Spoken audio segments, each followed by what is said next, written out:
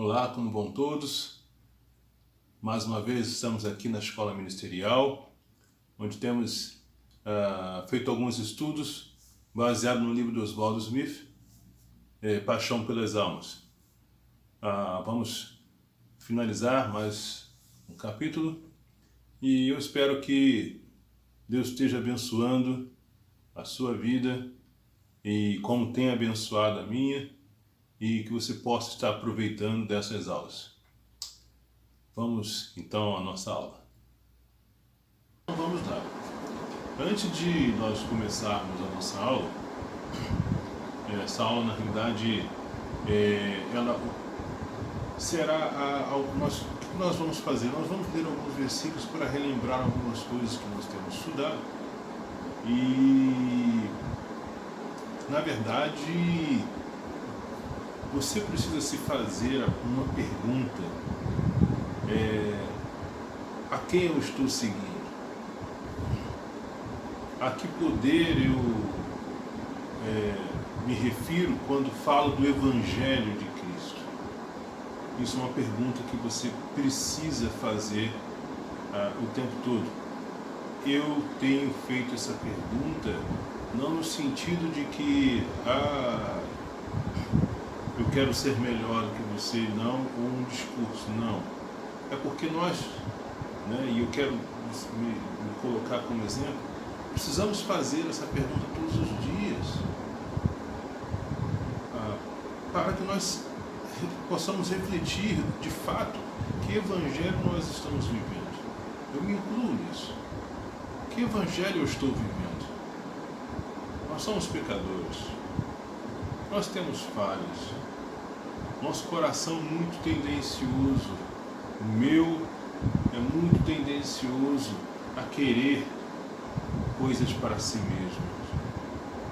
Só que o Evangelho nos chama a obedecermos a Deus e servirmos a um Deus. Antes de iniciarmos a aula, eu quero trazer uma pesquisa que foi feita em janeiro de 2020, do Datafolha. Bem, a pesquisa revela o seguinte: primeiro dado que eu vou trazer é sobre religião. Nós vemos aí um gráfico, e aonde mostra o seguinte: janeiro de 2020, no Brasil,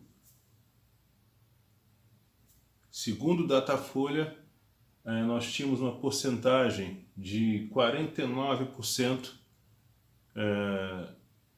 de católicos, e 30% de evangélicos. É mais ou menos entre 50% e 31%, mais ou menos assim. Nós tínhamos 18% de outras religiões, e que inclui espiritismo, que inclui umbanda, inclui também pessoas que não tinham religião, inclui outras pessoas, e apenas 3% eram de judeus. No segundo quadro, mostra que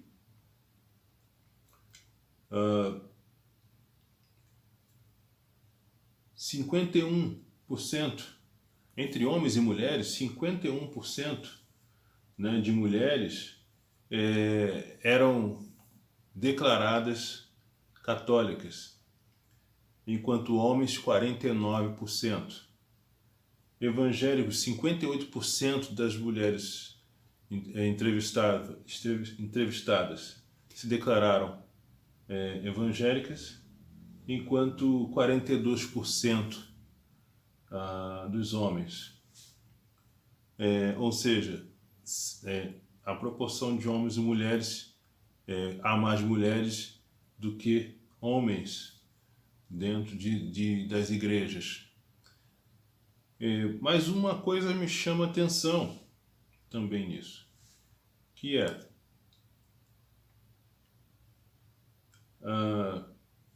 por regiões. Aliás, antes de falar sobre chamar a atenção, por regiões, tem mais um quadro, diz o seguinte, que na região centro-oeste são 33% de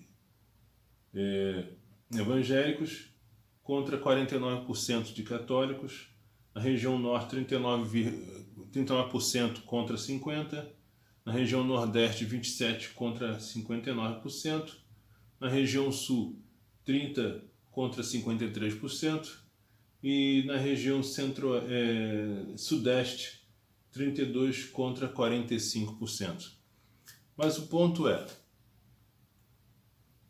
bom, nós somos um país cristão, porque se nós considerarmos a pesquisa, o somatório das pesquisas de pessoas que se dizem seguidoras do cristianismo, né, serão mais do que 70%, quase 80% ou 80%. Aí a pergunta fica da seguinte forma: se nós somos um país cristão, o que falta para que todos possamos confessar a Jesus Cristo como Senhor? Ou será que ser um país cristão não significa ser um seguidor de Jesus Cristo? São perguntas que precisam ser feitas e respondidas por você e por mim. Que poder nós estamos falando? Poder humano ou poder do alto? Quero convidá-lo a que nós possamos ler uma escritura que se encontra em 1 Coríntios, capítulo 2. Nós vamos ler e você precisa prestar atenção na leitura e prestar atenção nas perguntas que serão feitas, que são feitas para mim e para você. O versículo 1 e 2 diz o seguinte: caros irmãos, quando estive convosco, não empreguei palavras caras e nem ideias fascinantes para vos transmitir a mensagem de Deus. Decidi que havia de falar apenas de Jesus e da sua morte na cruz. A primeira pergunta que precisa ser feita é: que tipo de mensagem eu tenho transmitido? De ideias fascinantes, de estratégias mirabolantes, ou estou transmitindo a mensagem de Jesus Cristo e de sua morte na cruz? Pois a razão de hoje eu estar ou ter acesso a Deus foi por causa da sua morte e ressurreição. Que tipo de mensagem eu estou transmitindo?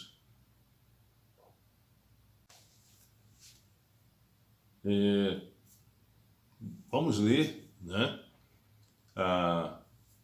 O segundo, terceiro e o quarto versículo, também com o mesmo enfoque. Nós vamos ler os versículos e faremos perguntas para nós mesmos, e você deve fazer pergunta para você. A primeira pergunta que fizemos foi: que tipo de mensagem eu estou transmitindo? Vamos ler então a partir de agora esses versos, ainda em 1 Coríntios, capítulo 2, nós vamos ler agora o versículo 2, 3 e o versículo 4, ok? Então vamos lá. Decidi que havia de falar apenas de Jesus e da sua morte na cruz. Aliás, apresentei-me junto de vocês consciente da minha fraqueza. Eu vinha cauteloso e com receio. A pergunta, ou na realidade nesse momento, você precisa entender. Você é consciente de quem você é? Você é consciente das suas fraquezas? Consciente de que você não é melhor do que o outro? De que você está ali para apenas transmitir a mensagem de Jesus Cristo, da sua morte e ressurreição?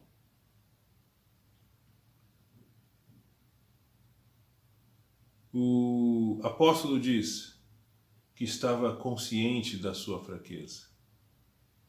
Eu tenho aprendido ao longo desse tempo que eu não sou melhor do que ninguém. Mas Estevão, isso é algo óbvio. Parece que não é tão óbvio atualmente no nosso Evangelho. Pessoas têm se colocado melhor do que outras, superiores do que as outras. Pessoas têm se colocado melhores, super-heróis. Nós temos um evangelho de super-heróis, de super-crentes. Onde está o poder do alto? O poder é meu ou o poder é de Deus? Quando você precisa pregar o evangelho para alguém, com certeza, por mais que você já tenha feito isso, você precisa entender que a mensagem não é sua, a mensagem é de Deus, o poder é de Deus. Se você entender isso, muita coisa você vai ver acontecer. Você é consciente de quem você é? Ainda continuando, no versículo 4 diz o seguinte: a minha pregação foi muito simples, nada de retórica, nem de sabedoria humana, mas o poder do Espírito Santo atuava, provando que essa mensagem era de Deus. Quem é que prova daquilo que eu estou falando? Ou quem vai provar do que eu estou falando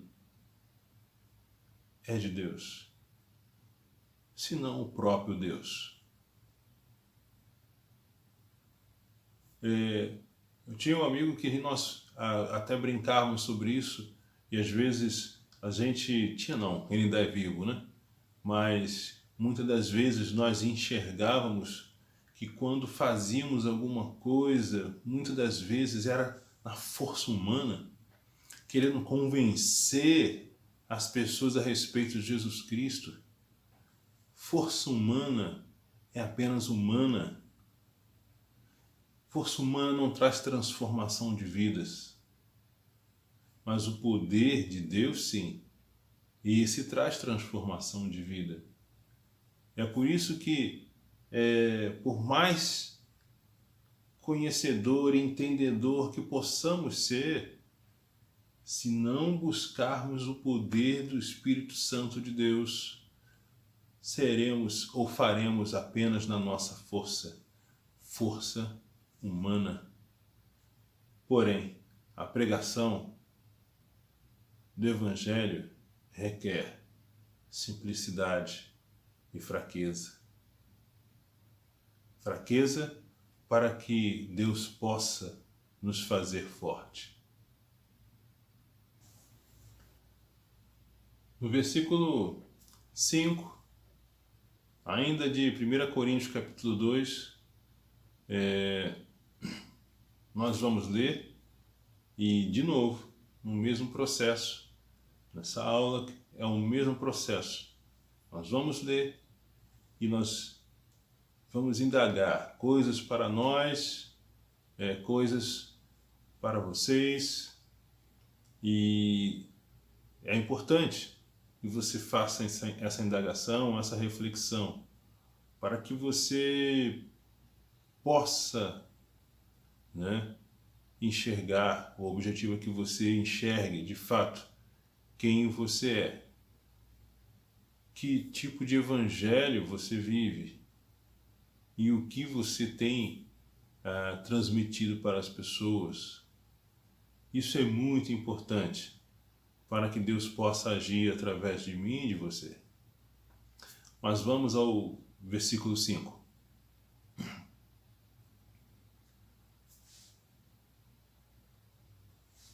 Para que a vossa fé se apoiasse no poder de Deus e não no brilho de ideias meramente humanas. O poder de Deus é que salva.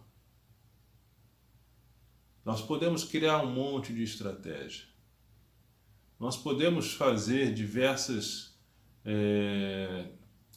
nós podemos implementar diversos programas, mas se a fé, a minha fé em primeiro lugar, não se apoiar no poder de Deus, não adianta nada. E se aquilo que eu estou transmitindo, né, for apenas, né, estratégias, programas para serem implementados, também não vai adiantar nada. O poder de Deus é quem salva. Que poder você tem transmitido? Que poder você tem pregado? Ainda no capítulo 2, nós vamos ler agora o versículo 6. Nós temos lido desde o versículo 1 e agora chegamos ao 6, com sempre algumas indagações que são necessárias. O versículo 6 diz o seguinte: é claro que entre os crentes com maturidade espiritual, exprimo-me com palavras de sabedoria divina, e não daquela espécie que é característica desta terra e das pessoas em grande evidência neste mundo, que afinal estão destinadas a desaparecer. Paulo falava isso para a igreja em Corinto, uma cidade cosmopolita. E é interessante que nós vivemos no Rio de Janeiro e nós vivemos no século XXI, onde as informações, o acesso às informações, a globalização, né, hoje tem trazido uma quantidade de informações tremenda. Muitas técnicas, hoje nós estamos no período dos coaching, né? Os coaches que preparam você para a vida, tem os coaches evangélicos, tem coaches para tudo. E é muito interessante que tudo isso vai passar um dia. Mas o poder de Deus, esse não passa. A salvação, ela só é em Jesus Cristo. Não é nos coachings, não é nos programas.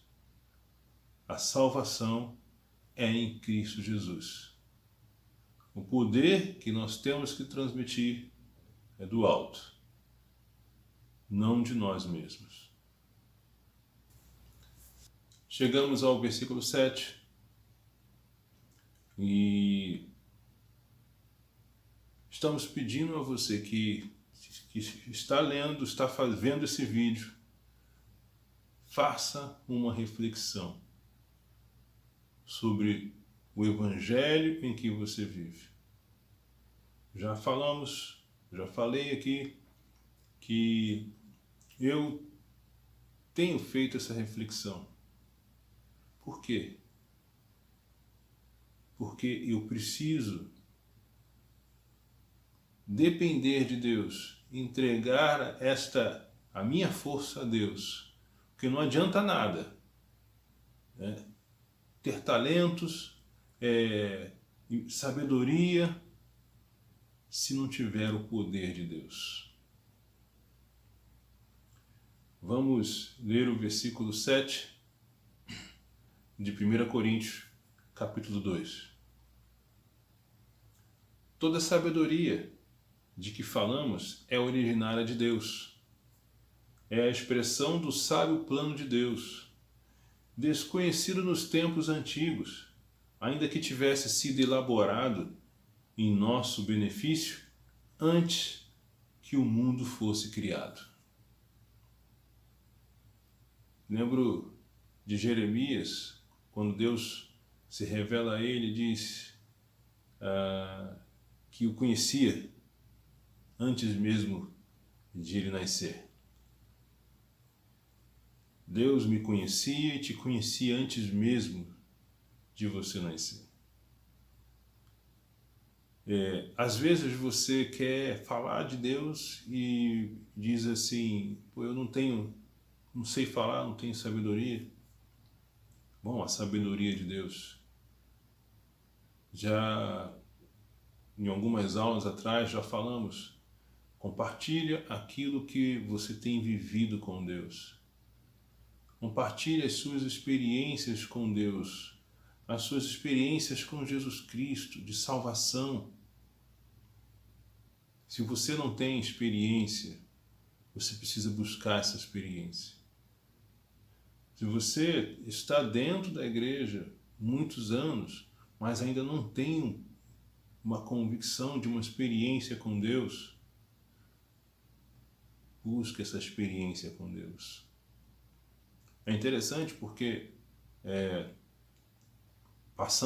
eu fui uma pessoa que fui criada dentro da igreja e vou lhe dizer, sempre soube que Jesus Cristo era o Salvador. E criei nesse Jesus Cristo. Confiei nesse Jesus Cristo. Posteriormente, afastei-me desse Jesus e, ao retornar para Ele, foi uma experiência fortíssima. Talvez maior do que a primeira experiência. E aí alguns vão dizer, agora encontrei Jesus Cristo. Pode até ser, mas vou lhe dizer, eu vi o poder de Deus. Você precisa ver o poder de Deus na sua vida. O versículo fala da sabedoria. Se você não tem sabedoria, peça a Deus que Ele dá. A sabedoria de Deus é muito superior à nossa, com certeza. E ainda que Ele tenha revelado o seu plano em Jesus Cristo, quer saber falar? Use sabedoria de Deus. Sabedoria de Deus é Jesus Cristo, que morreu na cruz para perdão dos nossos pecados. Estamos no versículo 8 e no versículo 9 de 1 Coríntios, capítulo 2. Temos indagado, como você está acompanhando, feito perguntas, indagado coisas a respeito da nossa vida cristã. Deixa eu só lembrar a pesquisa que eu li para vocês antes. Nós somos, segundo a pesquisa do Datafolha, quase 80% de pessoas que se dizem cristãs, entre evangélicos e católicos.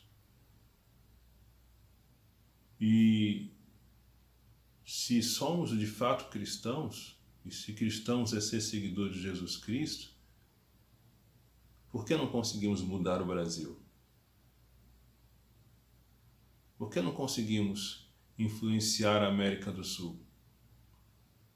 Será que para mudar o Brasil é necessário nos envolvermos politicamente? É força de Deus ou força do homem? Que tipo de força eu transmito? Versículo 8. Mas as altas personalidades deste mundo nada compreenderam dele. Caso contrário, não teriam crucificado o Senhor da glória. É esse o sentido das Escrituras, quando dizem: as coisas que as pessoas jamais viram, nem ouviram, nem sequer puderam imaginar, foram as que Deus preparou para os que o amam. É impressionante como eu vejo que as pessoas se agarram a personalidades, a pessoas que falam bem, a pessoas que têm uma boa imagem, buscam sempre referências humanas. Essas referências humanas, no passado, crucificaram Jesus Cristo. Por quê? Porque não conseguiam enxergar espiritualmente. Não é de sabedoria humana que nós vamos agradar a Deus. É de sabedoria de Deus. Que tipo de sabedoria você tem buscado?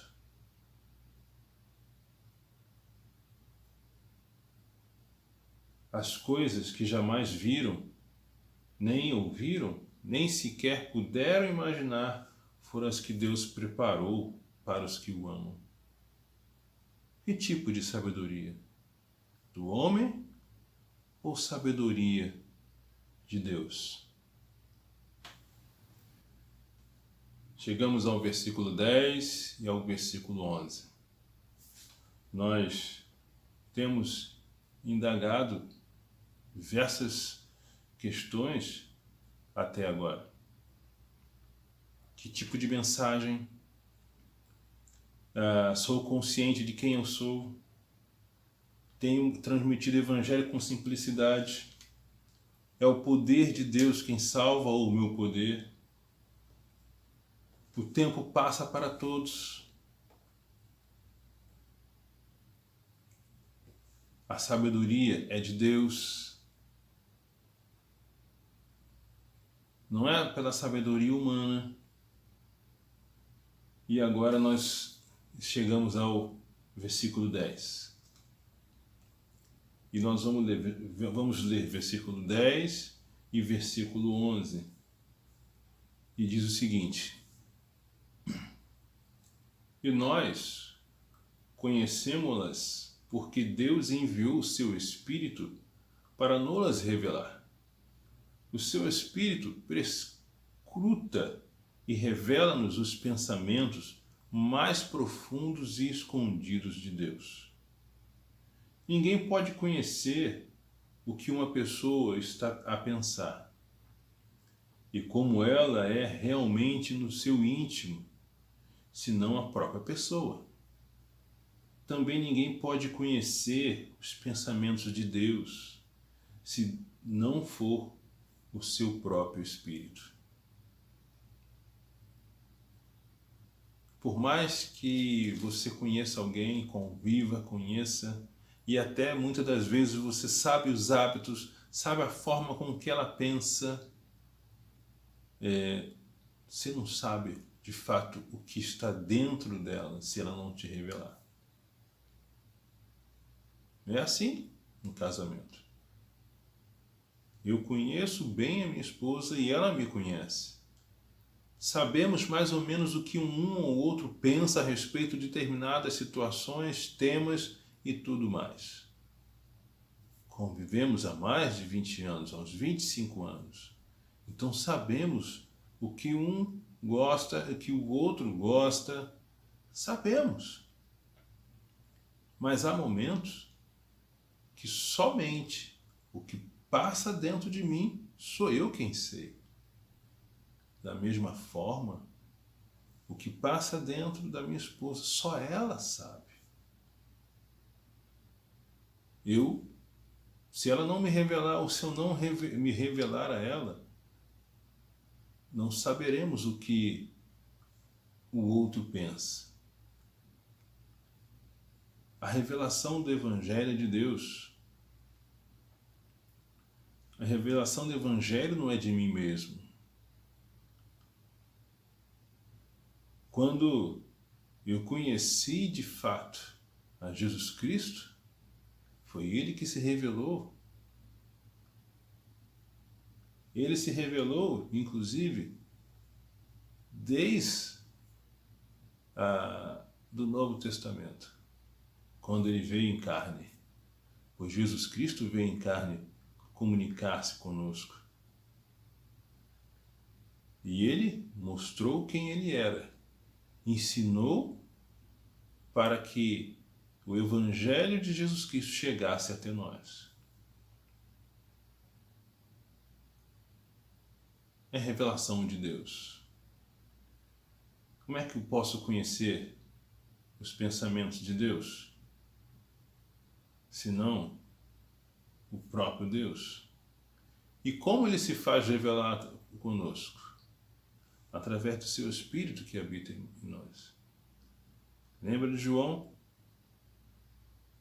Quando Jesus Cristo ensinou, se nós amarmos a Ele, Ele e o Pai viriam até nós e faríamos em nós morada.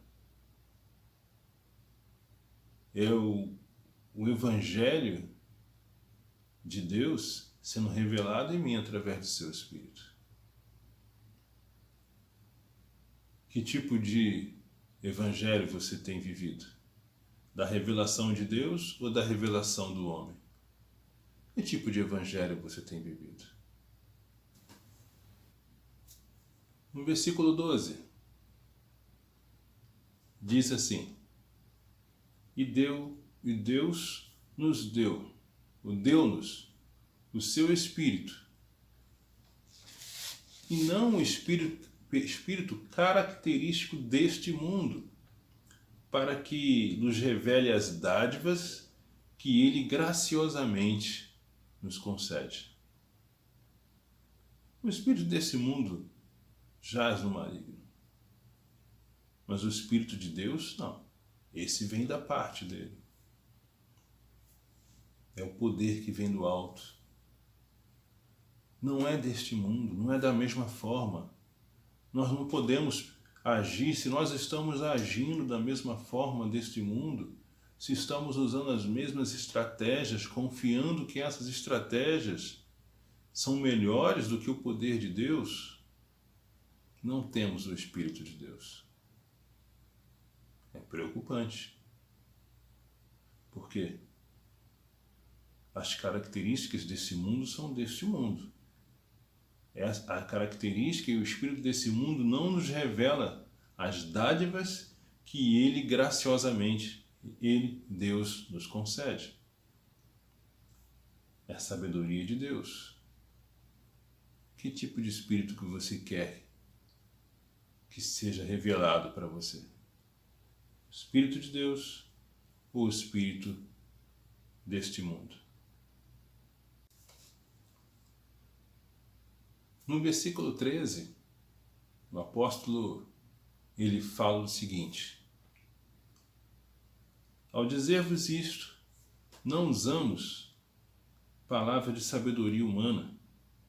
Nós falamos palavras que nos são dadas pelo Espírito. E assim, usamos as palavras do Espírito para explicar verdades espirituais. Verdades espirituais não se explicam de forma humana, se explicam através da fé, da sabedoria de Deus.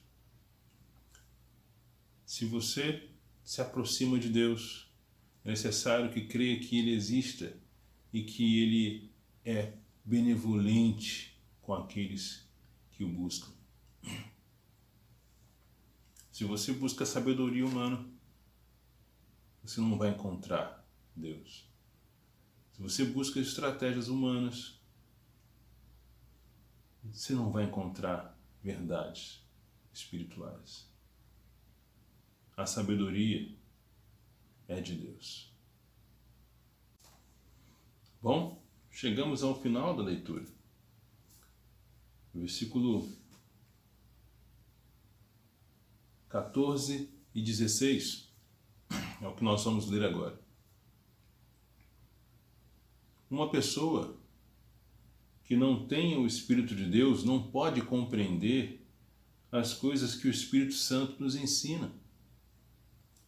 Parece-lhe loucura, pois e só pelo Espírito Santo se podem perceber. Uma pessoa espiritual tem a percepção de todas as coisas, mas os que são deste mundo não podem entendê-las. Como poderiam? Por quê? Quem seria capaz de conhecer os pensamentos do Senhor, de ser seu conselheiro? Mas nós compreendemos estas coisas porque temos a mente de Cristo. Como você tem pensado?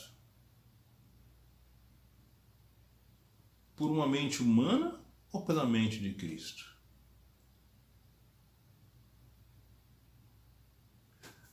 Como tem sido a estratégia que você tem desenvolvido?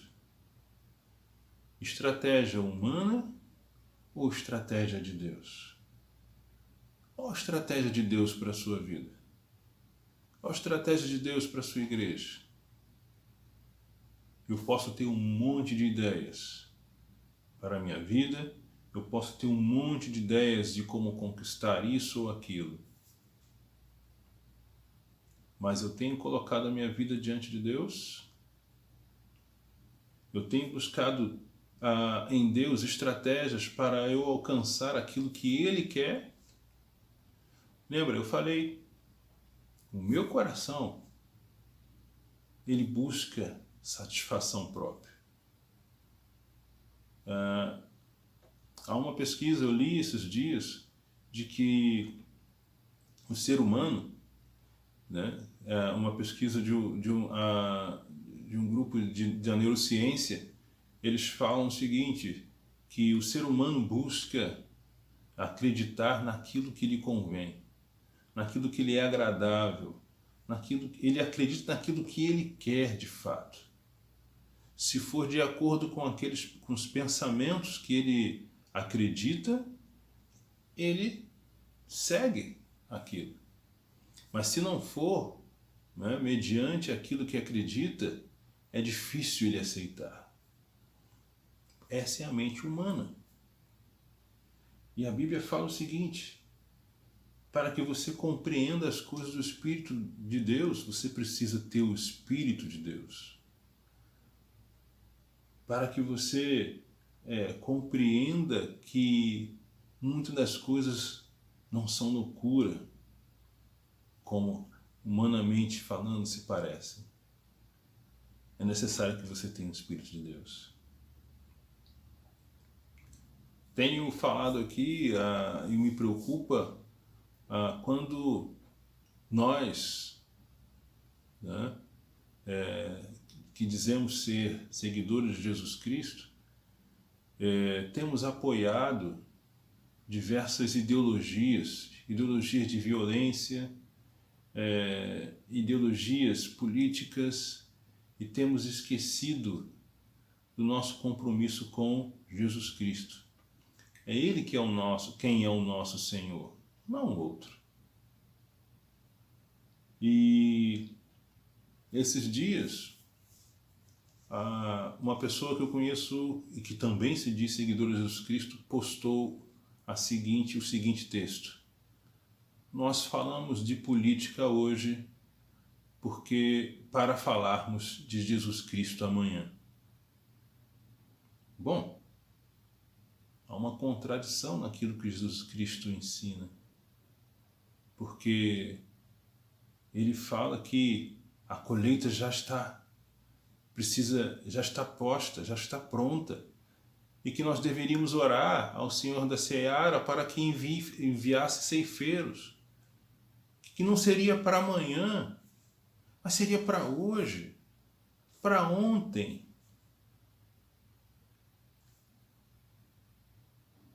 Uma pessoa que não tem o Espírito de Deus não pode compreender as coisas do Espírito Santo, aquilo que o Espírito Santo nos ensina, pois só quem tem o Espírito pode perceber. Uma pessoa espiritual tem percepção de todas as coisas, mas os que são deste mundo não podem entendê-las. Está bem claro aqui a Escritura. Como poderiam? Como seriam capazes de entender os pensamentos, de conhecer o pensamento do Senhor? De ser conselheiro do Senhor? Ou seja, na realidade, essa pessoa postou, olha, Senhor, nós vamos fazer diferente daquilo que Jesus Cristo ensinou, mas é para o bem de Jesus Cristo.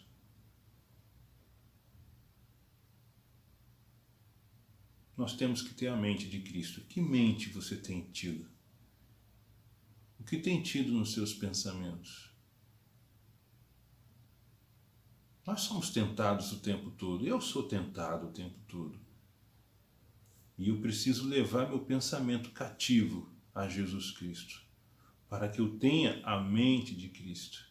Ter a mente de Cristo é ter a visão de Cristo, é saber aquilo que Ele quer para a minha vida e para a vida de todos.